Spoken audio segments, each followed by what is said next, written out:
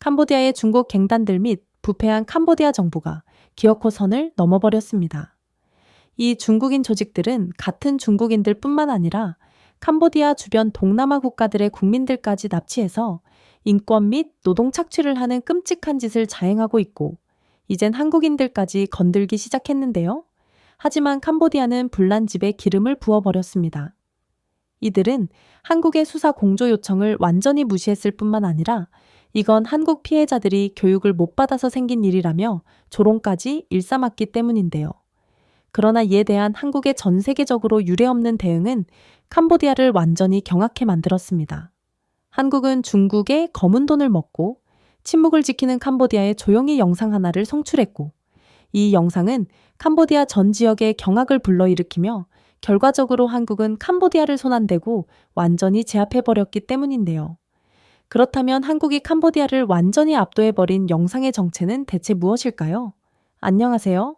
제 이름은 김혁진, 서울국가위기대응국 부국장입니다. 첫 번째 클립이 제 보안 태블릿에 닿았을 때는 자정이 가까운 시간이었어요. 태블릿 속의 남성의 얼굴은 부어오르고 보라색이었습니다. 그의 뒤에는 또 다른 한 한국 청년이 의자에 묶여 있었고, 한 여성이 부모님께 제가 살아있다고 전해주세요 라고 흐느끼고 있더군요. 화면이 어두워지기 전에 누군가 크메르어와 중국어로 웃는 소리가 울려 퍼졌습니다. 잠시 동안 방은 형광등의 윙윙거리는 소리를 제외하고는 조용했습니다. 그러자 경보 시스템이 폭발했어요. 그리고 이 영상은 새벽이 되기 전 세계 소셜미디어를 통해 들불처럼 퍼졌습니다.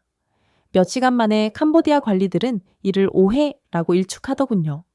실크 넥타이를 메고 연습된 미소를 띤 캄보디아 대변인은 기자들에게 외세의 적들, 이 캄보디아의 이미지를 해치기 위해 이야기를 조작하고 있다고 말했습니다.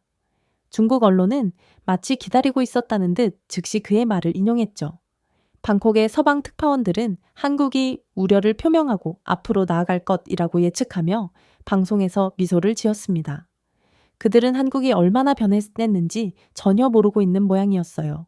해가 뜨자 피해자 가족들이 외교부 정문을 가득 메웠습니다. 어머니들은 액자에 담긴 사진을 들고 있었고, 아버지들은 카메라를 향해 소리쳤어요. 한 여성은 유출된 영상에서 딸의 빨간 스웨터를 알아본 후 기절했습니다. 저는 아들이 카지노 보안 업무를 위해 프놈펜에 간 박재순이라는 남성을 만났습니다. 사기꾼들을 돕고 있다고 하더군요. 그는 울부짖었습니다. 제 아들은 어머니의 병원비를 지불하고 싶어 했을 뿐이었어요. 저는 공사 현장에서 다쳐서 다리를 못 쓰게 된 후 더 이상 돈을 벌 수가 없기에 아들이 나선 거였죠. 아들은 자신의 어머니의 병원비를 빠르게 벌 수 있는 방법은 해외로 가는 것밖에는 없다고 했어요. 다 제 잘못입니다. 그의 목소리가 갈라졌고 저는 외면해야 했습니다. 경비원들은 군중을 진정시키려고도 노력했지만 경찰 테이프로 슬픔을 억제할 수 없었어요. 그날 오후 방콕의 연락 담당자는 드래곤 게이트 네트워크 확인됨이라는 기밀 메모를 보냈습니다. 납치범들은 무작위 깡패가 아니라 중국의 지원을 받는 사이버 범죄 제국의 군인들이었어요. 수년 동안 그들은 캄보디아의 해안 카지노를 수직 감옥으로 개조했습니다. 고문실은 아래, 슬롬 에어헤는 위에 위치해 있었죠. 넌 조명은 철제문을 숨겼고 발전기의 윙윙거리는 소리는 인간의 비명을 잠기게 했습니다. 매주 한국, 태국, 베트남, 심지어 중국에서도 가짜 기술직 게시물에 유혹되어 새로운 피해자가 찾아왔습니다. 이들은 여권을 빼앗기고 살아있는 서버라고 불리는 중국인 갱단을 위해 온라인 사기를 벌여야 했어요. 저는 시아누크빌 근처의 복합 건물이 울타리로 둘러싸인 모습을 보여주는 위성 이미지를 훑어보았습니다.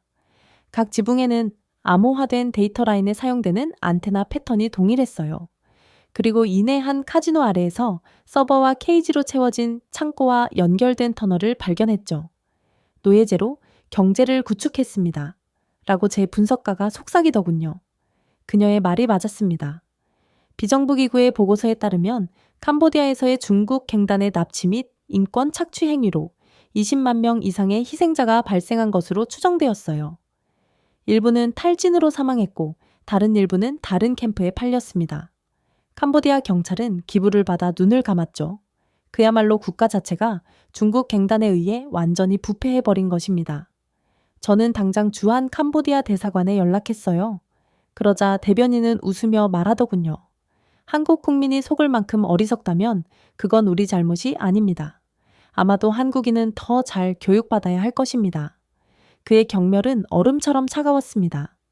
같은 날 저녁, 그는 카지노 개장식장에서 중국 투자자들과 악수를 하며 텔레비전에 출연했어요.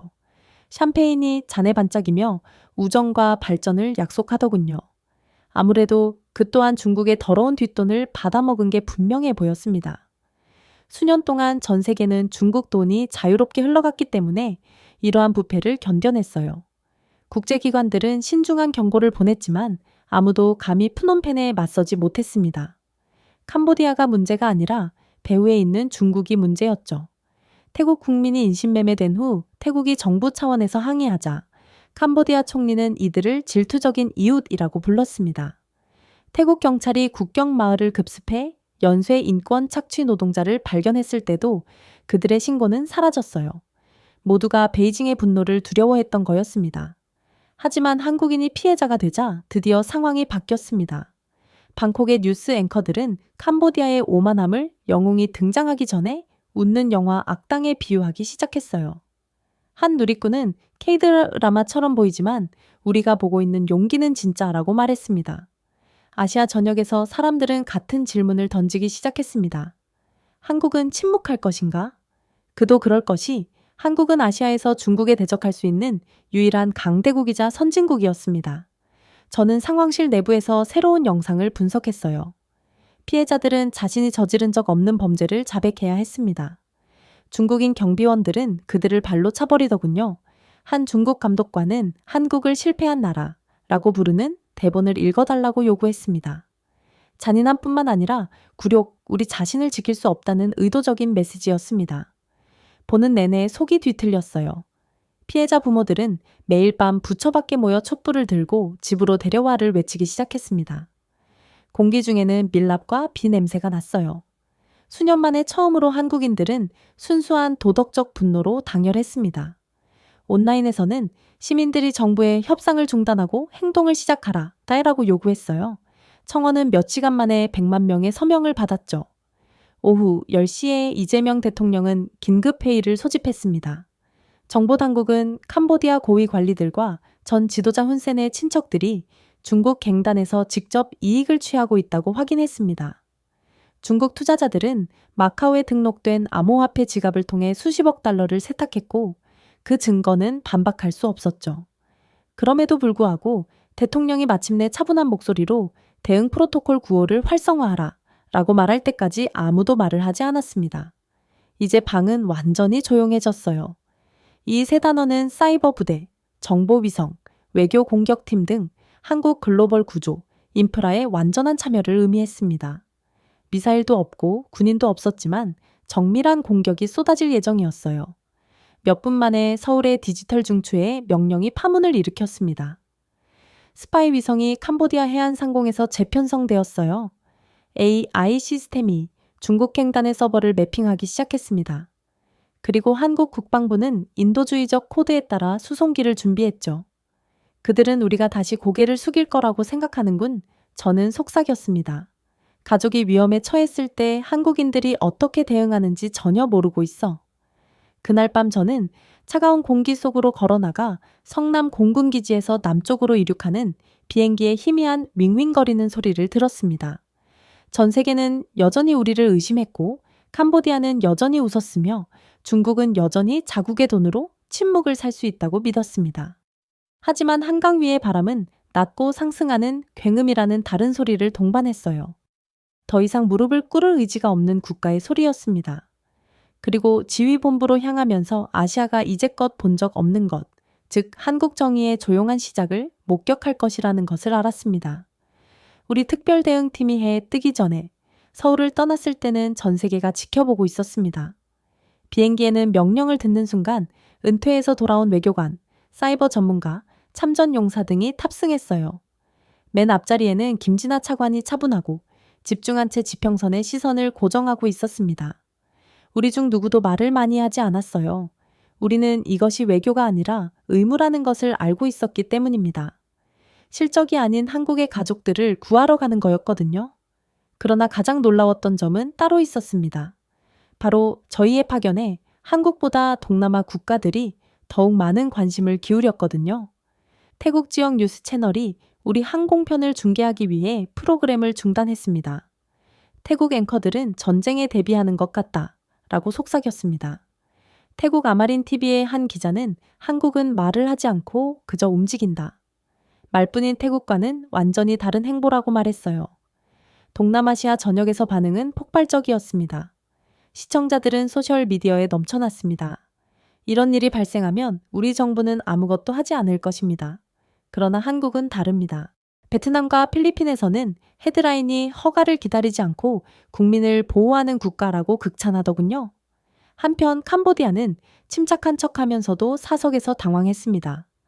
그들의 군대는 훈련이라고 주장하며 시아누크빌 인근에 조용히 배치되었어요. 저희를 견제하려는 움직임이 분명했죠. 캄보디아의 언론은 우리의 작전을 연극적 스턴트라며 서울을 조롱하기까지 하더군요. 생방송 TV에서 캄보디아 앵커는 한국인들은 자신들이 영화에 출연했다고 생각한다 라고 비웃었습니다. 오만함은 엄청났습니다. 중국 논평가들도 우리를 인도주의적 인물을 군사화했다 라고 비난하며 동참했어요. 하지만 중국의 침묵은 그들의 불안감을 없애기 위한 발버둥이었습니다. 중국의 네트워크는 한국의 용기를 칭찬하는 수천 개의 댓글을 삭제했거든요. 비행 도중 태국 언론은 긴장감을 더욱 고조시켰습니다. 한 앵커는 캄보디아가 저항하면 한국은 며칠 안에 캄보디아를 파괴할 수 있다. 그들의 세계 군사력 순위 5번째에 달하는 군사 강국이다. 라고 말했습니다. 그들은 정장을 입은 군인처럼 행진합니다. 한 태국 시청자는 그들은 외교관이 아닙니다. 여권을 가진 어벤져스입니다. 라고 썼더군요. 동남아시아 전역의 박수는 매시간 더 커졌습니다. 인도네시아의 주요 신문에서도 한국의 용기는 다른 사람들의 안일함을 굴욕적으로 만든다. 라고 썼습니다. 한편 프놈펜의 내부는 떨렸어요. 유출된 보도에 따르면 장관들은 한국을 신식민지 침략으로 비난할지 여부를 놓고 토론하는 모습이 공개되었습니다. 캄보디아 총리는 중국 대사 옆 텔레비전에 출연해 캄보디아는 결코 외세의 압력에 굴복하지 않을 것이라고 선언했습니다. 공연은 한심했어요. 모두가 그의 미소 뒤에 숨어있는 두려움을 보았습니다. 자세를 취할수록 작아 보였죠. 캄보디아 언론은 또 다른 조롱 섞인 성명을 발표하더군요. 한국은 작은 문제를 극화해서는 안 된다. 하지만 그들의 말에는 무게가 실리지 않았습니다. 그들이 던지는 모든 모욕은 한국에 대한 동정심을 더욱 불러일으켰을 뿐이었죠. 태국에서는 사람들이 두 나라를 공개적으로 비교했습니다. 캄보디아는 말로만 짓거릴 뿐입니다. 라고 그들은 말했습니다. 그러나 한국은 행동합니다. 말로만 하는 자는 행동으로 실천하는 자를 절대 이길 수 없습니다. 그리고 저희는 캄보디아의 본격적인 행동을 보여주기 시작했죠. 프놈펜 외교부에 들어선 아침 공기는 습기와 위선으로 가득 차 있었습니다. 대리석 바닥과 황금 초상화, 희미한 향 냄새가 그 아래 썩은 부분을 감추려고 했죠. 긴 복도 끝에서 찬다라 외무장관은 칠할 수 있을 정도로 광택이 나는 미소를 지으며 기다렸습니다. 그의 조수들은 얕게 고개를 숙여 우리를 따라오는 카메라를 향해 신경질적으로 눈을 깜빡였죠. 어서 오세요, 김 부국장님. 그는 부드럽게 손을 내밀며 말했습니다. 비행이 즐거우셨으리라 믿습니다.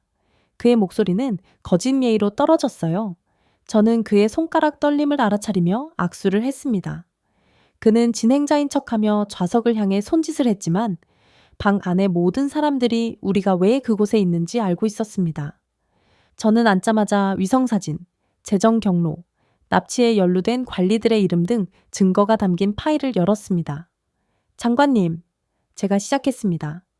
우리의 시민들과 외국인들이 당신 정부의 보호를 받는 범죄 조직에 의해 억류되고 있습니다. 즉각적인 협조를 기대합니다. 그의 표정은 마치 귀신이라도 본 듯 일그러지더군요. 그는 한국이 이렇게 완벽한 증거를 모아왔을 거라고는 전혀 예상치 못한 것 같았어요. 사실 프놈펜에서 대치가 시작되기 전 한국은 이미 다른 어떤 나라도 감히 시도하지 못한 일을 해냈습니다. 우리는 추측하거나 추측하지 않았고 모든 것을 증명한 상태였거든요. 한국은 압도적인 기술력을 바탕으로 그 어떤 나라도 할 수 없는 일을 해낼 수 있는 기술 강국이었기 때문입니다.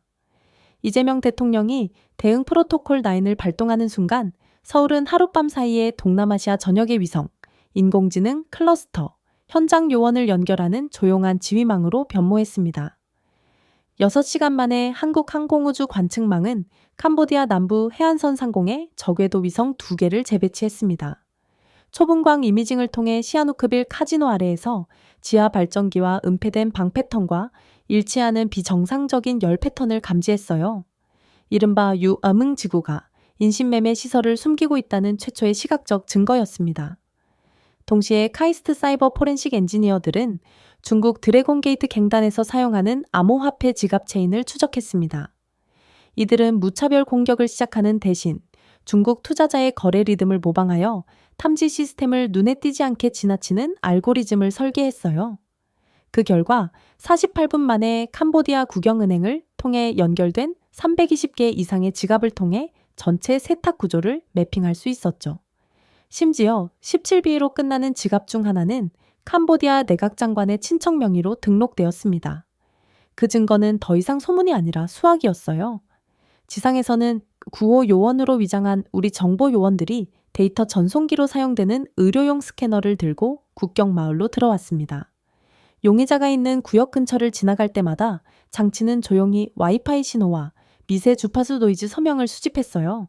판독값은 알려진 사기 네트워크에서 사용되는 암호화된 라우터의 판독값과 일치했습니다. 데이터가 서울에 도착하자 분석가들은 위성 좌표를 덮어 이 지역의 모든 불법 수용소에 대한 정확한 살아있는 지도를 만들었습니다. 그야말로 한국의 가족들을 살려서 데려오기 위해 국가정보센터에서는 불이 꺼지지 않았던 것입니다. 모든 분석가, 모든 코더, 모든 통신 담당자는 단 한 번의 실수로 캄보디아에 갇혀있는 피해자의 목숨이 잃게 될 수도 있다는 것을 알고 있었습니다. 그래서 아무도 그 자리를 떠나지 않았죠. 심지어 저희 엔지니어의 가족들도 음식을 직접 만들어서 가져왔어요. 30시간 동안 잠을 자지 못한 한 기술자는 우리는 메달을 위해 일하는 것이 아닙니다. 누군가의 자식을 위해 일하는 것입니다. 라고 속삭였습니다.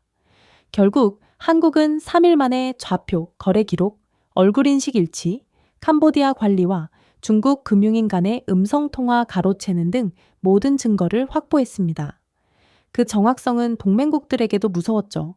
이건 그야말로 전 세계에서 한국밖에 못하는 일이었거든요.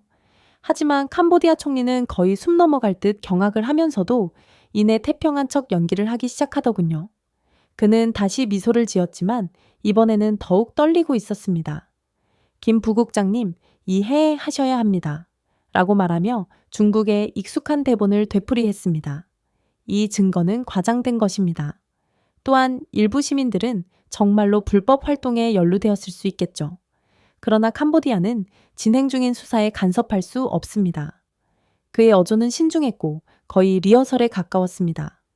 예의 뒤에 숨겨진 오만함은 숨이 막힐 정도였어요. 저는 앞으로 몸을 기울였습니다. 그럼 묶이고 때리고 몸값을 받고 팔렸다는 피해자들이 범죄자라는 말씀이신가요? 찬다라는 대답하지 않았습니다. 그는 차를 마시며 근처에 앉아있는 중국인 보좌관을 힐끗 쳐다보았을 뿐입니다.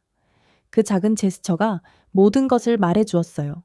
카메라는 제가 사진 증거를 보여주자 미소, 무시하는 어깨, 손의 경련 등 매 순간을 촬영했습니다. 1시간 만에 그 영상은 서울의 미디어풀로 전송되었어요. 반응은 즉각적이고 폭발적이었습니다. 회의가 끝날 무렵 한국의 헤드라인은 이미 불타오르고 있었습니다. 캄보디아, 피해자를 모욕하다. 그들을 범죄자라고 부릅니다. 그리고 이에 대한 한국의 대응은 즉각적이었죠. 밤이 되자 이재명 대통령은 캄보디아에 대한 4단계 여행 금지, 양국 경제 프로젝트 전면 재검토, 문화 교류 프로그램 일시 중단을 명령했습니다. 대사관은 필수 직원으로만 운영을 축소했어요. 그리고 그때 프놈펜은 처음으로 서울이 허풍이 아니라는 것을 깨달았습니다. 24시간 만에 피해가 시작되었어요. 한국 여행사들은 캄보디아로의 모든 여행을 취소했습니다. 항공사들은 인천, 김해, 제주에서 출발하는 항공편을 중단했습니다. 밤새 43,000편 이상의 예약이 사라졌으며 주말 전까지 약 680만 달러의 손실이 발생한 것으로 추정되었어요. 시엠립과 푸놈펜의 호텔 체인점은 90%의 취소율을 기록했습니다. 한 주요 리조트 소유주는 한국인이 없으면 우리 도시는 죽는다 라며 관광부에 도움을 요청하더군요. 이에 캄보디아 외교부는 관광이 빠르게 회복될 것이라며 애써 위기를 경시하려 했지만 데이터는 그렇지 않았습니다. 캄보디아 경제는 GDP의 36%를 외국인 방문객에 의존했고 한국인은 가장 큰 지출 그룹 중 하나였습니다. 한국인이 찾지 않자 캄보디아의 야간 호텔 숙박률이 84%에서 11%로 떨어지고 식당이 문을 닫았으며 노점상도 사라졌습니다. 현지 신문들은 진실을 숨기려고 했지만 빈 공항 사진이 그 어떤 기사보다 전부 이야기를 잘 전달했어요. 하지만 이들에게 더욱 고통스러운 것은 중국 투자자들의 반응이었습니다. 중국 투자자들은 한국의 반응을 보고 프로젝트를 전면 중단했어요. 베이징이 자금을 지원하는 건설 현장은 얼어붙었고 크레인은 스카이라인을 배경으로 움직이지 않았습니다. 중국인들이 진행하던 수십억 건의 부동산 거래가 갑자기 검토 중간이 되었어요.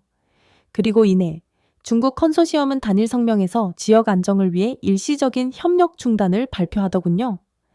괜히 화난 한국을 건드렸다가 화상을 입고 싶지 않다는 정중한 표현이었습니다. 프놈펜의 부처 내부에서는 패닉이 퍼지기 시작했습니다. 한때 우리를 비웃었던 관리들이 이제는 그들끼리 속삭이고 있었습니다. 한 직원이 크메르머어로 한국이 일주일 안에 캄보디아와의 경제동맹을 깨면 어떻게 될까요? 라고 중얼거리는 것을 우연히 들었어요. 다음 날 아침 캄보디아 텔레비전은 자존심을 구하려고 노력했습니다. 밝은 스튜디오 조명 아래 땀을 흘리며 앵커들은 관광객 수는 정상입니다. 한국은 과장합니다. 라고 주장했습니다. 하지만 그 뒤의 배경 이미지에는 텅 빈 해변과 폐쇄된 리조트가 보였습니다. 아이러니는 너무 완벽했어요. 그날 오후 늦게 저는 찬다라 장관을 다시 만났습니다. 그의 미소는 사라졌습니다. 그의 말투는 약했죠. 김 부국장님, 그는 말했습니다. 분명히 조용히 해결할 수 있습니다. 과감한 조치는 필요 없습니다. 한국과 캄보디아는 형제 국가 아닙니까? 극단적이라고요? 제가 반복했습니다. 정의를 극단적이라고 표현하셨네요. 저는 드래곤 게이트 갱단에서 320만 달러를 직접 처남과 연결된 계좌로 추적한 문서인 새로운 증거를 그의 책상 위에 올려놓았습니다. 그의 얼굴에서 색이 사라졌습니다. 허위정보 유포에 대한 고발에 주의해야 할 것입니다. 그는 더듬거리며 말했습니다. 한국은 주권 국가를 압박할 수 없어요. 그만하시죠? 그러나 그의 말에는 힘이 전혀 없었습니다. 그날 저녁까지 한국은 이중투자 프로젝트에 대한 제재를 확대했거든요. 한국 대기업들은 4억 2천만 달러 규모의 캄보디아 인프라 펀드 참여를 중단했습니다. 은행들은 신용을 강화했고 외국인 투자자들도 한국의 뒤를 따랐습니다. 캄보디아 통화인 리에라는 이틀 만에 17% 하락하며 10년 만에 최악의 하락을 기록했어요. 슈퍼마켓은 가격을 올렸고 시아누크빌에서는 시위가 조용히 시작되었습니다. 중국 언론은 이를 경제적 괴롭힘이라고 불렀지만 동남아시아인들은 다른 결과를 보았습니다. 태국 평론가들은 오만함과 책임감이 만나면 이런 일이 벌어진다 라고 대놓고 한국의 편을 들었습니다. 한 인기 토크쇼 진행자는 방송에서 캄보디아는 인권을 유린하고도 자신들을 약자라고 불렀습니다. 이제 한국의 침묵이 그들의 부패를 파괴하고 있습니다. 라고 말하며 웃었습니다. 그리고 푸놈펜에서 정부는 마지막 저항 행위를 시도했습니다. 그들은 경보를 위해 한국 대사를 소환했거든요. 하지만 회의가 시작되자 정전이 발생했습니다. 누군가는 전기조차도 누가 통제권을 쥐고 있는지 알고 있다 라고 씁쓸하게 농담했죠. 맞는 말이었습니다.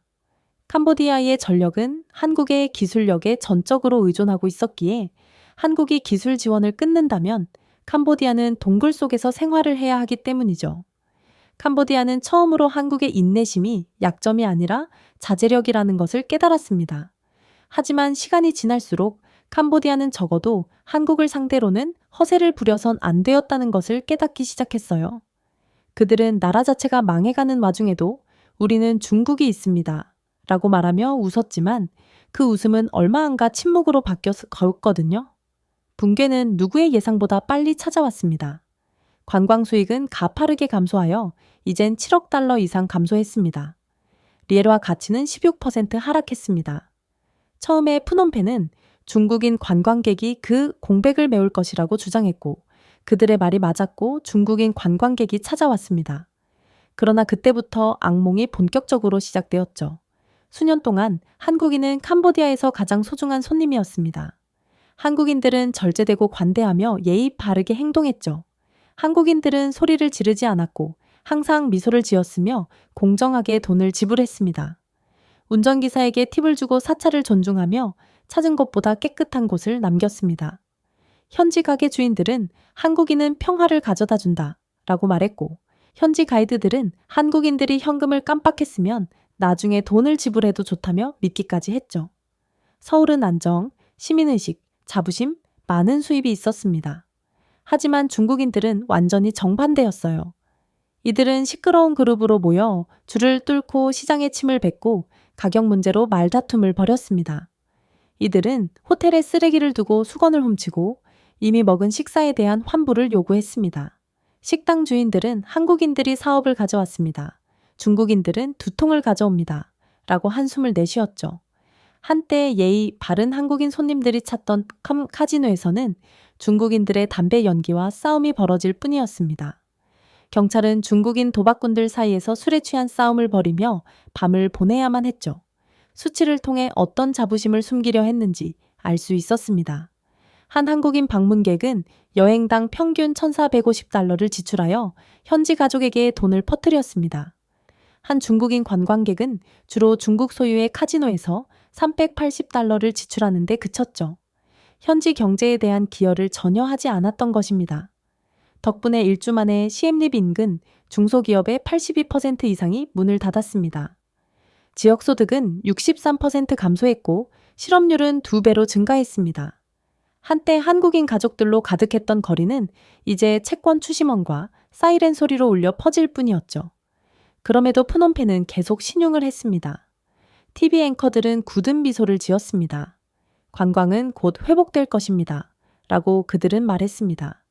하지만 미지급 전기 요금으로 스튜디오의 불빛이 깜빡였습니다. 중국도 조용해졌어요. 부채 협상이 시작되자 관광객 송출을 중단했습니다. 중국의 도움은 발톱이 숨겨져 있는 대출로 이루어졌습니다. 중국은 캄보디아가 15억 달러의 구제금융을 받는 대가로 해안항구와 2개의 산업구역에 대한 통제를 요구했어요. 이건 원조가 아니라 합병과 다름없었죠. 동남아시아 전역에서 사람들은 이를 오만의 대가라고 부르기 시작했습니다. 태국 평론가들은 천사를 쫓아내고 늑대를 초대했다라고 농담을 던졌습니다. 한 신문은 한국은 정중하게 떠났고 중국은 폭력적으로 도착했다라고 썼더군요. 질서는 혼돈으로, 정직은 부패로, 친절은 착취로 대체되는 등 모든 곳에서 차이가 있었습니다. 한국 문화는 교육 프로그램, 깨끗한 거리, 안전을 가져다 주었습니다.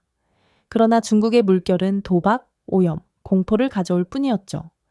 캄보디아 시민들도 온라인에서 후회를 속삭이기 시작했습니다. 한 게시물에는 우리는 한국인이 그리워요 라고 적혀 있었습니다. 그들은 미소를 지으며 공정하게 돈을 지불했습니다. 캄보디아 정부는 그런 한국의 거짓말을 하며 허세를 부리고 있습니다. 캄보디아 정부 검열관들은 몇 분 만에 이러한 게시물을 삭제했지만 스크린샷은 채팅 앱을 통해 퍼졌습니다. 한국은 우리의 황금기였다 라는 문구는 사라지기 전 잠시 유행했어요. 한때 한국 제품으로 가득했던 시장은 이제 아무것도 판매하기 어려웠습니다. 중국 공급 업체들은 품질 좋은 제품을 값싼 가짜로 대체했어요. 치약, 배터리, 심지어 의약품까지 모두 가짜였습니다. 현지인들은 관광객을 잃고 독을 얻었습니다. 라고 씁쓸하게 농담을 던졌습니다. 프놈펜은 그 고통을 무시하려 했지만 항의가 거세졌습니다. 택시기사들은 빈 연료통을 들고 한국인도 생명도 없습니다. 라고 외치며 행진했어요. 상점 주인들은 서울에서 온 사람이 보고 돌아오기를 바라며 창문에 태극기를 걸기까지 했죠. 한편 중국은 캄보디아를 순종적인 하인처럼 대했습니다. 외교관들은 장관들에게 훈육이 좋지 않다라고 꾸짖었고 중국 사업가들은 동네 전체를 반값에 사들였어요. 앙코르와트 인근의 사원에도 중국어 표지판을 설치해야 했습니다. 더 이상 캄보디아가 아니라 중국의 졸개였어요. 그럼에도 불구하고 캄보디아 정부는 번영이 다가오고 있다 라고 주장하며 미소를 지었습니다. 하지만 번영은 결코 오지 않았죠. 모니터링 보고서가 서울에 도착했을 때 데이터는 파괴적이었습니다. 캄보디아의 GDP는 22% 감소했고 외환 보유고는 붕괴했으며 인플레이션은 15%에 육박했습니다. 하지만 한국은 축하하지 않았어요. 우리는 그저 지켜보기만 했습니다. 우리는 그들에게 존중이 오만으로 대체될 때 어떤 일이 일어나는지 보여주었습니다. 그리고 이내 한계점에 도달했습니다. 중국 국영은행들은 기술 감사를 이유로 캄보디아 고객에 대한 현금 인출을 갑자기 중단했어요. 하룻밤 사이에 6억 달러가 유통에서 사라졌습니다. 시장은 얼어붙었습니다. 공사가 중단되었죠. 임금이 체불된 노동자들은 결국 도망쳤습니다. 한때 한국산 카페와 음악으로 빛났던 프놈펜은 텅 빈 넌과 무급 경비원의 도시로 변한 셈이었어요. 한국을 내치고 중국과 붙었다는 이유 하나만으로 말이죠. 태국 뉴스에서는 이를 침묵 속에서 쓴 교훈이라고 불렀습니다. 베트남 국영신문은 한국의 친절이 캄보디아를 만들었고 중국의 탐욕이 캄보디아를 묻었다 라고 썼습니다. 서구 언론도 동참했어요. 한 헤드라인에는 친구를 잃은 나라라고 적혀 있었습니다. 이제 전 세계는 그 차이를 분명히 보았습니다. 한국은 근대성, 교육, 조용한 힘을 상징했습니다. 중국은 모방, 부채, 쇠퇴를 상징할 뿐이었죠. 결국 프놈펜은 마침내 자신들이 무시했던 진실을 깨달았습니다. 그들은 한국을 잃는 것은 관광객을 잃는 것이라고 생각했습니다. 그러나 실제로 그들은 균형과 존엄성, 희망을 잃었습니다. 구조를 약속한 중국인들은 이제 대가를 요구하고 있어요. 우리를 비웃던 장관들은 이제 동정 대신 중국의 자비를 구걸하고 스프레드시트를 받았습니다. 그리고 이렇듯 캄보디아가 한국의 헛기침에도 완전히 흔들리는 것을 보며 저희는 본격적인 작전에 돌입하기 시작했죠. 그건 바로 캄보디아 땅에서 한국 군인들로 군사작전을 시작할 명분을 만드는 거였습니다. 그리고 태국의 국경 전쟁은 모든 것을 바꿨죠. 캄보디아는 이미 분쟁 중이었기 때문에 한국은 인도주의적인 이유로 태국을 지원할 수 있었습니다. 그 얇은 선이 행동을 합법화했어요. 한국이 태국군과 협력하면서 민간인을 구출하기 위해 군대를 파견했다면 아무도 침공이라고 부를 수 없었을 것입니다. 캄보디아는 이미 태국과 전쟁 중이니까요. 유엔은 침묵을 지켰지만 외국인을 고문하다 적발된 정부를 감히 방어할 수 있는 사람은 아무도 없었습니다. 그리고 태국 방송사들이 이를 가장 먼저 예측했어요. 한 앵커는 한국이 움직이면 캄보디아는 며칠 안에 무너질 것이라고 말했습니다. 또 다른 앵커는 그들은 외교관이 아니라 정장을 입은 군인입니다. 라고 속삭였습니다. 이 문구는 입소문을 탔습니다. 태국 시민들은 환호성을 질렀어요. 그들은 이전에 한국 기술이 그들을 구해준 방법을 기억했습니다. 지난 국경 충돌 당시 태국은 몇 분 만에 적 기지를 파괴하는 한국산 KGB 정밀 폭탄을 사용했습니다. 무기는 작고 깨끗하며 막을 수 없었죠. 캄보디아 장군들은 여전히 공포에 질려 한 폭탄이 전 지도자의 호송대를 거의 전멸시킬 뻔했다는 소문을 퍼뜨렸습니다. 태국의 아마린 TV는 한 걸음 더 나아갔습니다. 진행자는 여기서 진정한 힘은 중국이 아니라 한국입니다. 5천억 바트가 넘는 비트코인을 가진 중국 갱단의 자금이 동결되었습니다. 한국이 동결시켰죠. 그런데 돈이 없는 캄보디아가 도대체 어떻게 대항할 건가요?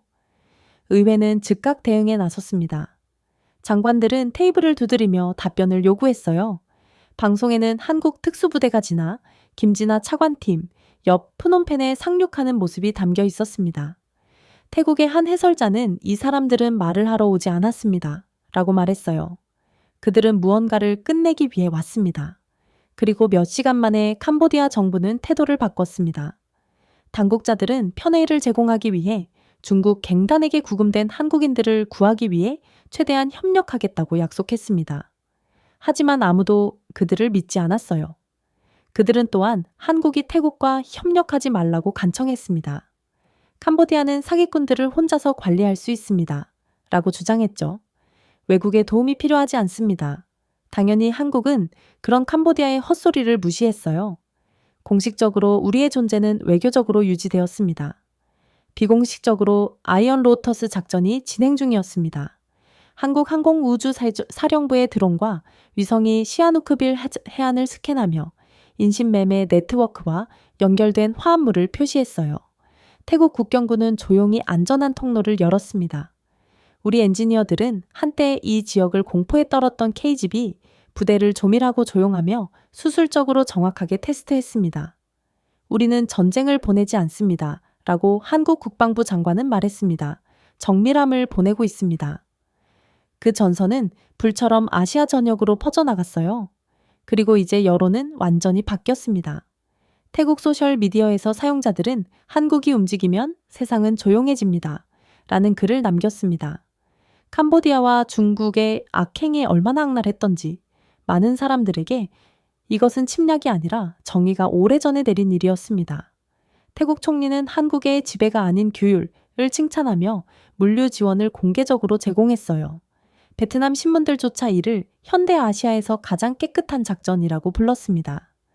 그리고 그럴수록 캄보디아 내부에서는 공황이 커졌죠. 캄보디아 총리는 부패를 부인했지만 금융 기록에 따르면 친척들이 수백만 명을 해외로 이주시킨 것으로 나타났습니다. 결국 중국 갱단 자금을 취급하던 은행들이 그의 계좌를 동결했습니다.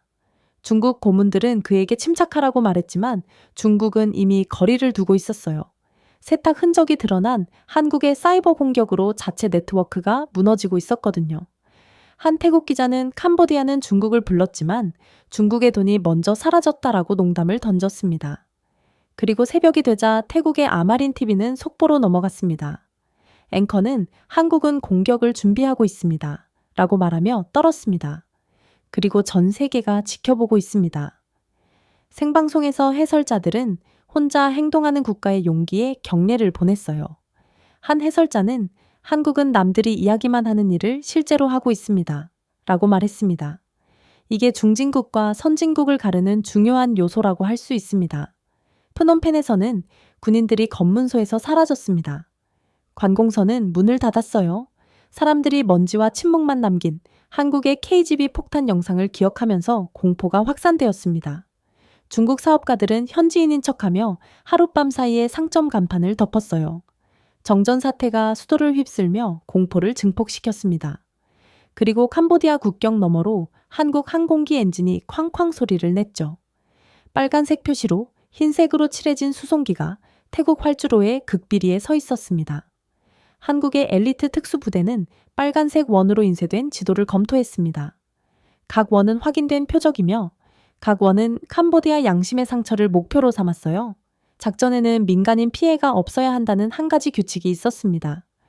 이는 캄보디아에 주는 마지막 베풀미였죠. 이제 작전 시작 명령 단 하나만 남은 셈이었습니다. 한국은 캄보디아 땅에서 합법적으로 자국 국민을 구할 명분이 있었고 캄보디아의 의사는 이제 더는 중요하지 않게 되었어요. 그리고 이에 대한 영상이 방영되자 전 세계는 못 본 척하는 것을 멈췄습니다. 한때 서울을 의심했던 글로벌 네트워크는 하룻밤 사이에 분위기를 반전시켰어요. CNN은 이를 10년 중 가장 충격적인 인도주의적 폭로라고 평했습니다. BBC는 이를 수술적 정확성으로 수집된 증거라고 설명했습니다. 하지만 캄보디아 정부는 마지막 발악을 하기 시작했어요.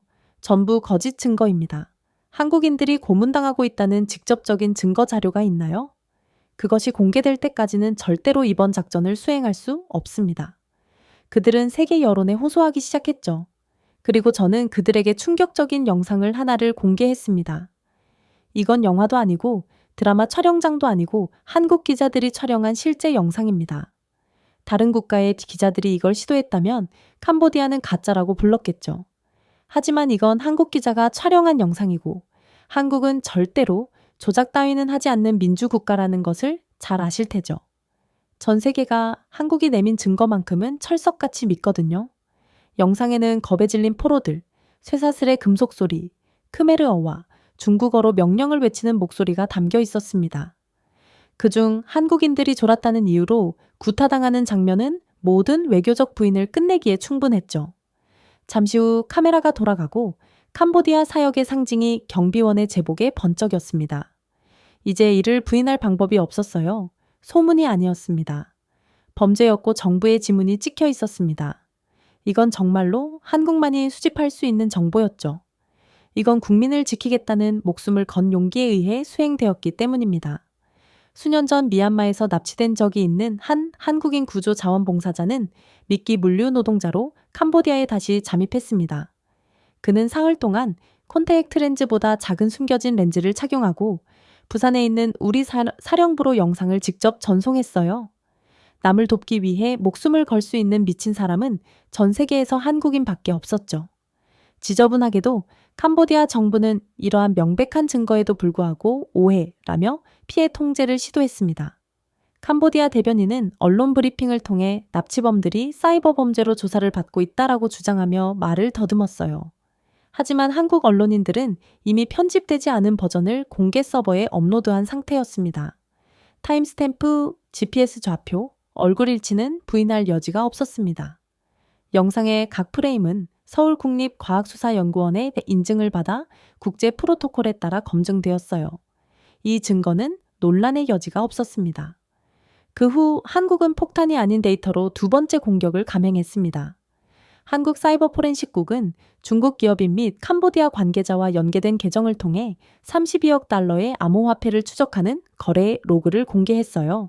보고서에는 IP 추적, 블록체인 서명, 암호화된 타임스탬프 등이 포함되어 있었습니다. 전 세계 어느 누구도 이러한 증거를 보유하고 있지 않았습니다. 유엔은 48시간 이내에 데이터셋의 진위를 확인했어요. 한 조사관은 이 자료는 한국에서만 나올 수 있다라고 인정했습니다. 그 어느 나라도 이 정도 수준의 디지털 무결성을 보유한 나라는 없습니다. 충격은 들불처럼 번졌습니다. 한때 한국을 의심했던 글로벌 언론 매체들이 이제 모든 언어로 영상을 재생했어요. 태국 앵커는 이건 가짜뉴스가 아닙니다. 라고 말하며 떨었습니다. 이것은 중국 횡단의 악랄함에 캄보디아 깃발이 있다는 증거입니다. 유럽에서는 회의적인 언론조차 서울의 증거가 기밀이라고 인정했어요. 국제인권이사회는 조사를 요구했고 유엔은 조용히 현장 접근을 요청했습니다. 프놈펜은 이제 더는 숨을 곳이 없었어요. 그리고 그날 저녁 김진아 차관은 왕궁에 도착했습니다. 훈만에는 이미 미소를 짓고 창백한 표정으로 기다리고 있었습니다. 카메라에는 우리는 이런 일이 발생한 것을 후회합니다. 라고 말하는 그의 모습이 포착되었습니다. 그는 시선을 피한 중국 고문들을 향해 고개를 돌렸습니다. 그의 목소리는 떨렸습니다.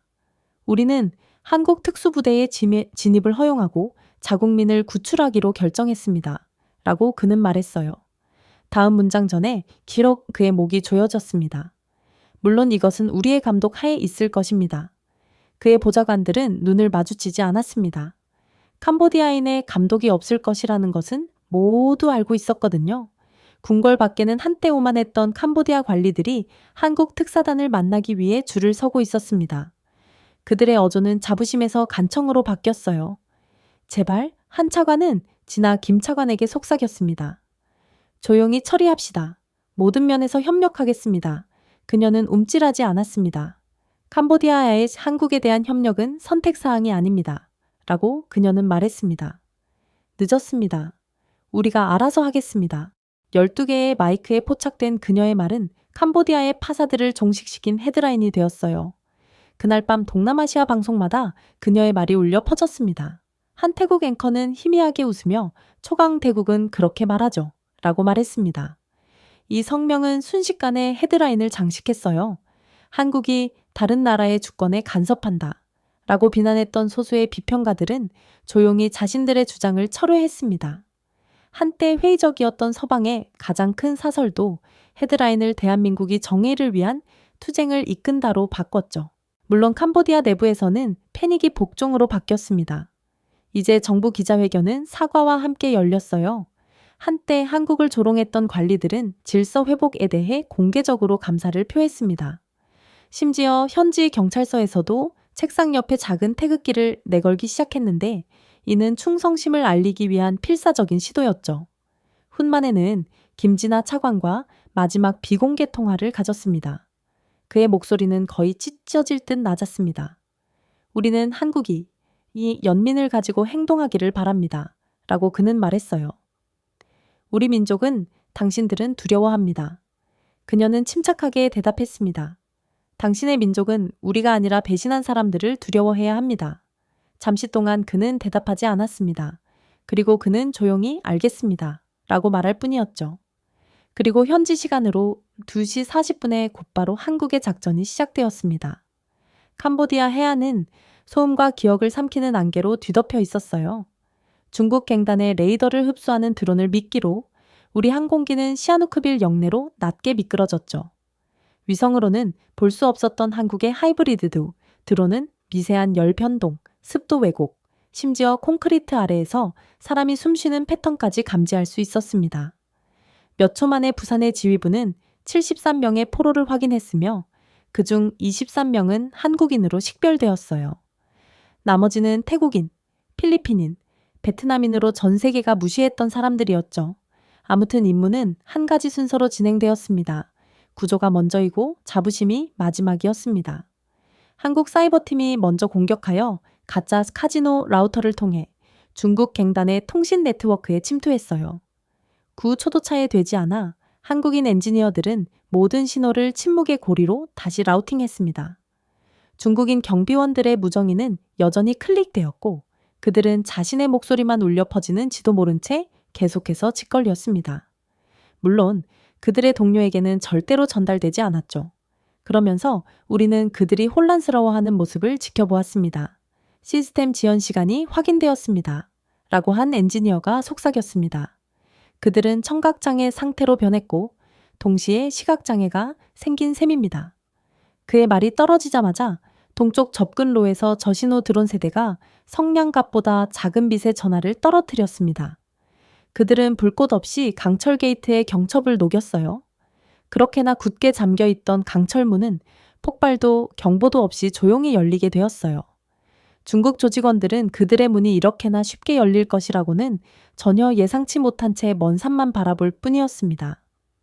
이윽고 한국 지상팀이 들어왔고 한국 재난부대에서 사용하는 것과 동일한 무광회색 유니폼을 입은 10명의 작전관이 함께 등장했습니다.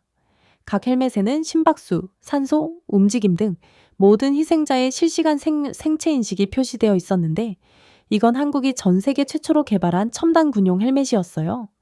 그야말로 한국에서는 기술이 제2의 피부인 거였죠. 마침내 안으로 진입했습니다.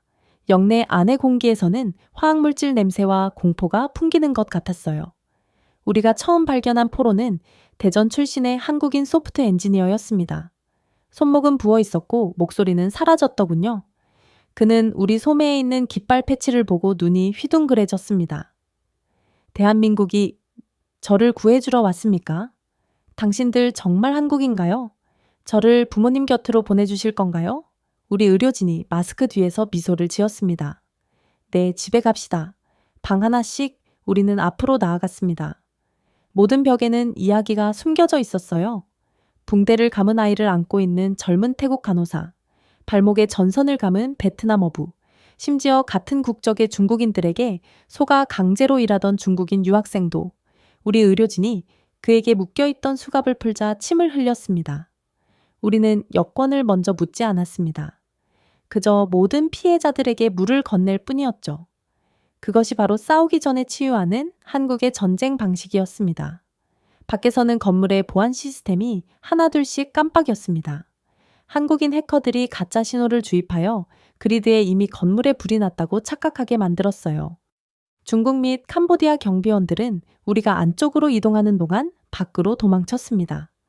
고작 15분 만에 전체 구조물은 우리 소유가 되었죠. 전 세계의 그 어떤 나라도 흉내낼 수 없는 속도와 정확성이었습니다. 섹터 클리어, 지휘관은 거의 고요한 목소리로 말했습니다. 탈출을 진행하세요. 탈출은 거의 자비의 안무였습니다. 한국 스타트업이 개발한 소형 로봇인 자율주행 들것은 저구에선 마커의 안내를 받아 복도로 굴러 들어왔어요. 그리고 로봇은 약자, 병자, 의식이 없는 피해자들을 유엔 휘장을 쓴 채 대기 중인 구급차로 옮겼습니다. 매 순간이 중요하고 결정적이었어요. 한국의 최첨단 기술력, 그리고 특수부대원들의 노련함과 실전 능력이 아니었다면 절대로 이런 완벽한 작전은 진행될 수 없었을 것입니다. 물론 탈출 과정도 완벽했죠. 경내 밖에서는 투광등이 켜지지 않았습니다. 프놈펜의 모니터링 센터에 가짜 CCTV 루프를 공급하는 동안 드론이 도시 전력망을 꽉 채웠거든요. 결국 한국의 기술력 덕분에 세상에는 아무 일도 일어나지 않았습니다. 우리에게는 역사가 다시 쓰여지고 있는 셈이었죠. 그렇게 새벽 3시 27분에 2단계를 시작했습니다. 그건 데이터 복구를 시작하는 거였어요. 한국인 사이버 전문가들은 이 중국 갱단을 마카오에 부패한 캄보디아 공무원과 중국 금융인들과 연결하여 금융 기록, 몸값 목록, CCTV 파일 등 6TB의 증거를 추출했습니다. 이 데이터는 현지 신호가 추적하기 전에 암호화된 한국 서버에 미러링 되었어요. 한 분석가는 그들의 제국은 드디어 그림자를 잃어버렸습니다. 라고 중얼거리더군요. 물론 아직 가장 어려운 부분이 남아 있었어요. 모두를 살려서 이곳 도시에서 내보내는 것이었습니다. 헬리콥터는 전문 장비를 가지고 있는 중국 갱단의 탐지 장비에 발각될 위험이 있었기에 한국 엔지니어들이 개조한 연안 여객선을 이용해 응급실에 투입했습니다. 각 선박에는 이동식 중환자실과 생체인식 키트가 장착된 50명을 태울 수 있었어요. 구조된 사람들은 실시간으로 스캔, 치료, 문서화되었습니다. 90분 이내에 142명이 안전하게 탑승했어요. 작전 중에 발생한 인명피해는 없었습니다. 새벽이 되자 캄보디아 관리가 전화기를 향해 소리치며 도착했어요. 여기서는 작전을 수행할 수 없습니다. 이것은 주권 침해입니다. 이에 김진아 차관이 목소리를 낮추며 앞으로 나섰어요. 장관님, 당신의 정부는 이미 동의했습니다. 당신은 총리의 결정을 거스를 셈인가요? 그녀의 어조는 어떤 무기보다도 날카로웠습니다.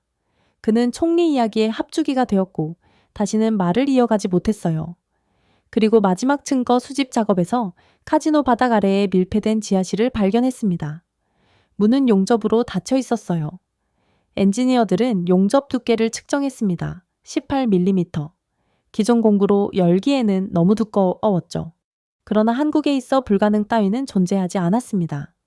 한국인 작업자가 국내 기술 스타트업이 만든 펜 크기의 플라스마 커터를 꺼냈는데 이 플라스마는 43초 만에 두꺼운 강철문을 빛나는 먼지로 분해해버렸죠. 안에는 사슬로 묶여 있었지만 숨을 쉬고 있는 11명의 포로가 있었습니다. 마지막 한 명은 15살도 채 되지 않은 소년이었는데 크메르어로 희미한 말을 속삭이더군요. 그의 말을 들은 통역사의 눈이 침울해졌습니다. 그는 천사들이 올 거라고 생각했다고 말했어요. 아직도 희망을 버리지 않고 있었어요. 한국팀은 떠오르는 태양 아래에서 그들을 도와 구출했습니다. 전 세계에 자랑하기 위한 카메라도 현수막도 없었어요. 생수와 응급 담요를 지나가는 조용한 손뿐이었습니다. 태국의 한 의료진이 우리 팀에게 고개를 숙이며 당신들은 우리 국민까지도 구했어요. 세상이 이 일을 기억할 거예요. 라고 말했습니다. 그리고 그날 저녁 늦게 외신들은 침묵의 폭풍이라는 제목의 방송을 시작했어요. 이들은 영내의 열화상 드론 이미지, 타임스탬프가 찍힌 구조 영상, 한국이 모든 생존자를 대하는 존엄성을 보여주었습니다. 태국의 아마린 TV는 한국은 침략하지 않았습니다. 그들은 정화했습니다. 어떤 군대도 이런 지능과 연민을 같은 호흡으로 사용한 적이 없습니다. 라고 보도했더군요. 기지로 돌아갈 때쯤 우리는 말로 표현할 수 없을 정도로 지쳤습니다. 하지만 구조된 한 여성이 떨리는 손으로 고마워요, 대한민국 이라며 격려를 하러 나서면서 저는 이 임무가 복수나 위신에 관한 것이 아니라는 것을 깨달았어요. 한 국가의 진정한 힘이 무기에 있는 것이 아니라 인류가 그들을 인도하고 있다는 증거에 관한 것이었습니다. 한국은 그날 밤 시민들만 구한 것이 아닙니다. 힘은 자비로울 수 있고 자비는 더 강할 수 있다는 생각이라는 더 큰 것을 구했죠. 그리고 마지막 수송선이 어두운 캄보디아 바다로 떠나면서 단 한 가지 생각이 들었습니다. 10수년 전까지만 해도 희망을 버린 채 구조를 기다리던 한국인들은 이제 누구도 건들지 못하는 세계 최강국의 국민이 되었습니다. 그렇게 우리는 약속했던 도착지로 향했어요. 그곳은 국경 너머의 태국이었습니다. 아직 캄보디아를 신뢰할 수 없었기에 국경 근처에 태국 영해에 긴급 진료실을 설치해 두었거든요. 흰색으로 칠해진 수십 대의 버스가 위장 그물 아래에서 대기하고 있었습니다. 우리 태스크포스는 이미 구조된 사람들을 의료 우선순위, 언어, 가족 연결로 나누었습니다. 혼란 속에서는 친절을 정리해야 하기 때문에 작은 세부사항 하나하나가 중요했어요. 마침내 첫 번째 호송대가 움직이기 시작했습니다. 맨발로 떨면서도 빛을 향해 걸어가는 6개 국적의 희생자들이 앞으로 나섰습니다. 한국재난대응연구소에서 훈련을 받은 통역사들은 태국어, 베트남어, 크메르어, 영어로 메가폰을 잡고 부드럽게 말했어요. 당신은 안전합니다. 불빛을 따라가세요. 도움이 기다리고 있습니다. 한마디 한마디가 마음을 안정시켰습니다. 경로를 따라 이미 휴대용 클리닉이 설치되어 있었고 무균 상태의 하얀 빛으로 빛나는 텐트가 있었습니다. 한때 전쟁 지역에서 수술을 받았던 한국 외과 의사들은 이제 모기장과 열 램프 아래에서 일했습니다. 한 의사는 제가 지금까지 복무한 전장 중 가장 조용하다라고 속삭였어요. 그는 아이들이 옆에서 자는 동안 어둠 속에서 희미하게 정맥 주사선이 빛나며 상처를 꿰맸습니다. 중국 갱단의 폭력은 너무나도 무자비했기에 중상자들이 많았지만 그래도 한국의 의료진들은 한 명 한 명을 신속하고도 정확하게 치료했어요. 오전 10시까지 다른 작전 지역에서 임무를 마친 헬리콥터가 13명의 중증 환자를 태우고 이륙했습니다. 한국 공군 베테랑인 조종사는 바람과 구름 밀도를 조절하는 드론의 안내를 받으며 중국의 레이더를 피하기 위해 논위를 낮게 비행했습니다. 안개 속으로 사라지는 것을 보면서 마침내 제 안에서 무언가 숨을 내쉬는 것을 느꼈죠.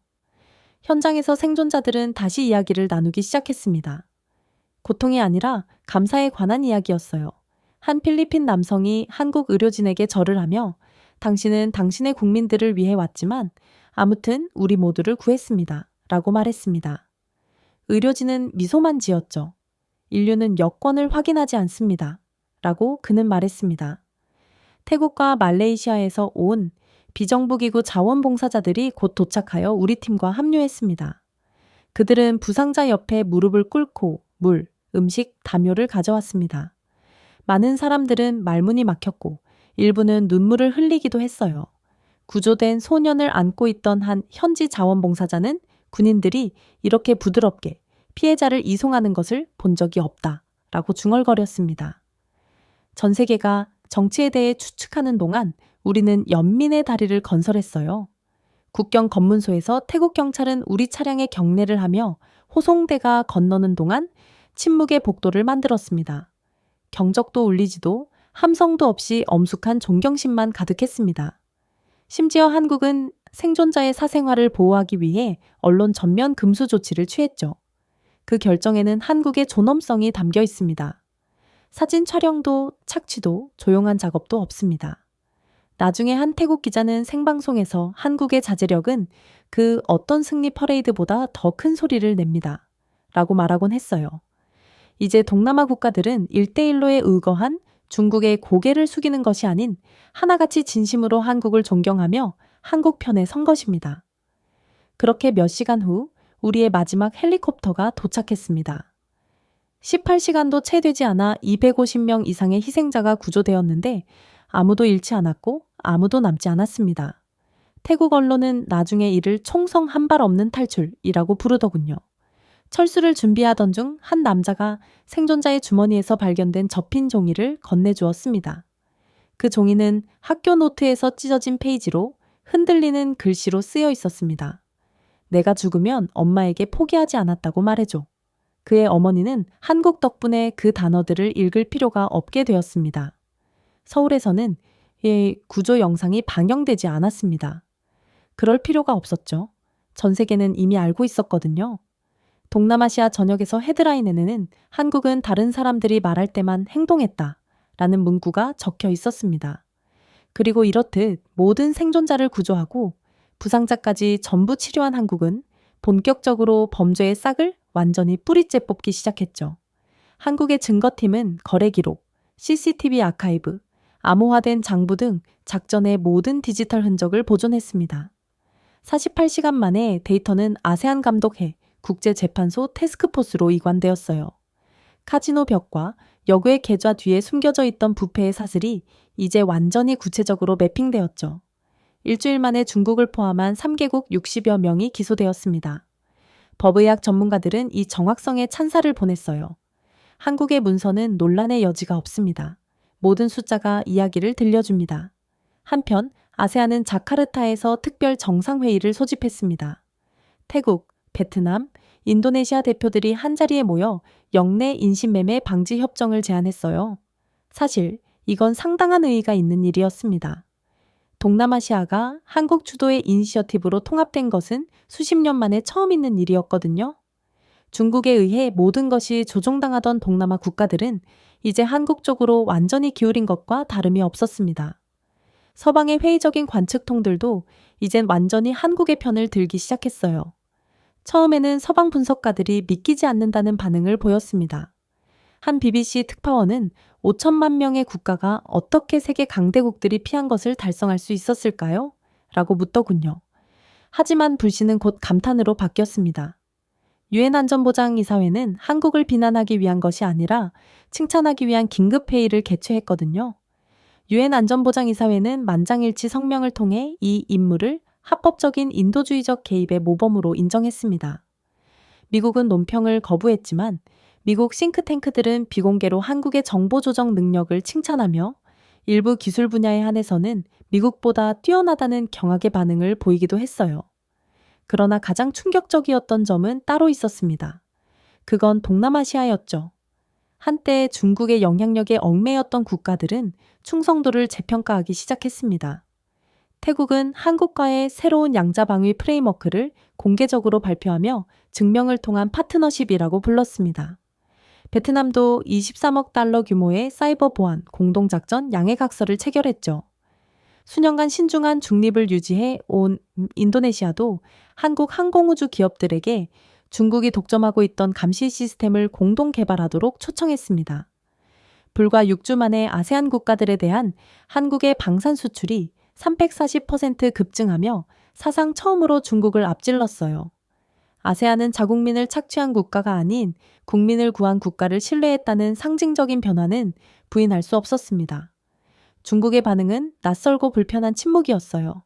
중국 국영 언론은 한국의 성과를 지방경찰의 행동이라고 경시하려 했지만 중국 시민들조차 이를 꿰뚫어 보았습니다.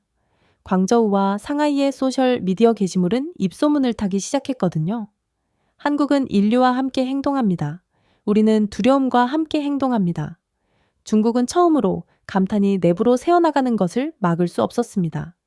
물론 한국에 대한 경제적인 파급 효과는 엄청났죠. 한때 동남아시아에서 중국의 지배력에 맞서 싸웠던 한국 대기업들이 갑자기 문을 열었습니다. 동남아 국가들은 중국과의 1대1로 계약 때문에 중국에 대한 압박을 늘 받고 있었고 이 때문에 한국의 문호를 개방하기가 상대적으로 매우 까다로운 국가들이었습니다. 그러나 프놈펜에서 삼성은 인신매매 네트워크로 인해 피해를 입은 인프라를 재건하기 위해 11억 달러 규모의 재건 계약을 체결했어요. 현대는 베트남에서 8억 달러 규모의 재생 언어 에너지 계약을 체결했죠. 심지어 LG화학도 부패 혐의로 블랙리스트에 오른 중국 리튬 공급 업체를 대체하여 태국의 친환경 산업단지 설립 허가를 받았습니다. 회계분기 말까지 한국의 아세안으로부터의 총 해외 직접 투자 유입액은 102억 달러를 넘어섰으며 이는 전년 대비 220% 증가한 수치였어요. 이쯤 되자 그렇게나 콧대 높던 서유럽도 분위기를 바꿨습니다. 독일은 차세대 비상대응 프레임워크를 설계하기 위해 한국 고문들을 초청했어요. 프랑스는 서울시 위기대응국의 외국 정부 기관으로는 처음으로 레지옹 도네르 훈장을 수여했죠. 바티칸도 성명을 발표하며 한국을 자비가 힘이 될 수 있음을 증명한 국가라고 불렀습니다. 하지만 가장 소름 돋는 점은 따로 있었죠. 저는 외교 정상회담에서 저는 결코 정량화할 수 없는 변화를 보았거든요. 한때 한국을 간과했던 장관들이 이제 한국에 대한 예를 들기 시작했습니다. 미국, 영국, 심지어 일본 장교들도 기술, 윤리, 민첩성을 융합한 한국식 조정 프로토콜인 서울표준을 채택하기 시작했어요. 드론이나 전술뿐만 아니라 그 뒤에 숨겨진 도덕적 구조에 관한 것이었죠. 한편 아세안 지도자들은 개인적으로 안도감을 고백했습니다. 한 태국 관리는 중국의 그림자가 사라지고 있습니다. 라고 말했습니다. 한국은 양심을 품은 용기가 어떤 모습인지 보여주셨습니다. 사실 태국의 이러한 고백은 어찌 보면 당연했어요. 태국은 중국의 1대1로 사업으로 인한 착취와 협박을 가장 직격탄으로 받고 있는 국가였기 때문이었습니다. 태국의 여러 인프라와 토지는 전부 중국의 강제로 빌린 돈 때문에 빼앗긴 상태였죠. 그리고 중국은 이러한 99년 무상 임차라는 사실상 강탈한 것과 다름없는 인프라를 통해 또다시 협박하며 태국 및 동남아 국가들을 전부 노예국가로 만들어 버렸어요. 그러나 한국이 중국을 압도할 수 있다는 것을 스스로가 증명하면서 동남아 국가들은 헐레벌떡 새로운 아시아의 패권국인 한국을 따르며 한국을 존경하고 있는 거였죠. 어찌 보면 이들에겐 마지막 남은 희망이 한국인 셈이었죠. 그러나 가장 놀라웠던 점이요. 그건 바로 한국에 까불었다가 경제적으로 괴멸적인 손해를 입은 캄보디아도 반부패 감독해 사이버 인프라 재건을 도와달라고 한국 고문들에게 요청했다는 거였습니다. 정말 놀라웠어요. 한국을 조롱하던 캄보디아가 이제는 무시했던 국민들의 지도를 요청한 것입니다. 그만큼 한국이라는 존재는 너무나도 압도적인 셈이었어요. 수치를 보면 더욱 명확했습니다. 며칠도 차이되지 않아 동남아시아에서 중국의 무역 비중은 32%에서 24%로 감소한 반면 한국은 28%로 증가했어요. 1년 후에는 45%를 넘어설 것으로 전망되었습니다. 서울은 이 지역의 주요 기술 및 보안 파트너가 되었어요. 한국은 시장을 정복한 것이 아니라 세계를 정복한 셈이었습니다. 물론 이번 사건은 중국이 제 발을 저리는 데에 따른 한국의 반사이익으로 작용하기도 했어요.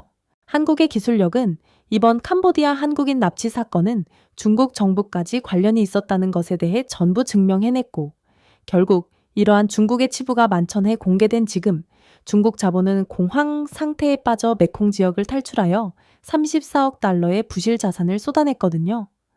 덕분에 한국의 국부 펀드는 시장 가치보다 40% 낮은 가격의 물류 항구, 태양광 발전소, 산업단지를 매입하는 등 발 빠르게 움직였습니다. 프놈펜에서만 현대 엔지니어링과 포스코가 한때 중국 국영건설업체가 운영했던 해안경제특구 인프라를 모두 인수했고 이러한 자산은 동남아시아 무역의 새로운 동맥이 될 예정이었으며 이제는 서울을 관통하게 될 전망이었어요. 즉, 이제 동남아 국가들은 한국과의 더욱 밀도 높은 교역이 거의 필수 불가결하게 된 지금 한국은 사실상 중국처럼 협박으로 다른 국가를 압박하지 않아도 중국이 동남아 국가들로부터 얻는 부를 전부 가로채게 된 것입니다. 그야말로 한국의 이번 작전은 그 어떠한 홍보보다 훨씬 막대한 효과를 낸 셈이었죠. 하지만 저를 가장 감동시킨 것은 데이터가 아니었습니다. 그건 존경심이었죠. 자카르타에서 열린 아세안 정상회의에서는 모든 대표단이 태극기가 입장하는 모습을 지켜보며 서 있었습니다. 태국 총리는 연설을 잠시 멈추고 세계가 망설였을 때 한국은 행동했습니다. 그리고 그렇게 함으로써 한국은 국가에 대한 우리의 믿음을 회복했습니다. 라고 말했죠. 이어진 박수는 정상회담 역사상 그 어떤 것보다도 긴 3분 동안 계속되었습니다. 중국처럼 누군가 강요하거나 압박을 가해서가 아닌 순전히 존경심에서 우러나온 박수였어요. 기자들은 나중에 이를 푸놈펜 효과라고 부르더군요. 그리고 대학들은 이러한 한국의 사례를 글로벌 윤리의 사례 연구로 가르치기 시작했습니다. 한국은 아무 말도 하지 않았어요. 허세도 과장도 없었죠. 그저 그간 갈고 닦아온 실력으로 전 세계 앞에서 증명했을 뿐입니다. 하지만 이에 따른 막대한 이익은 저절로 따라왔고 전 세계는 한국을 존경하고 동경하고 있었어요.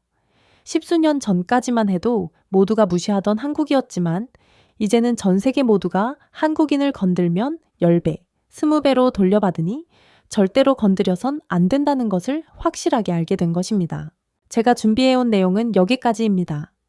끝까지 시청해 주셔서 진심으로 감사드리며 여러분들의 구독과 좋아요, 알림 설정은 영상 제작에 큰 힘이 됩니다.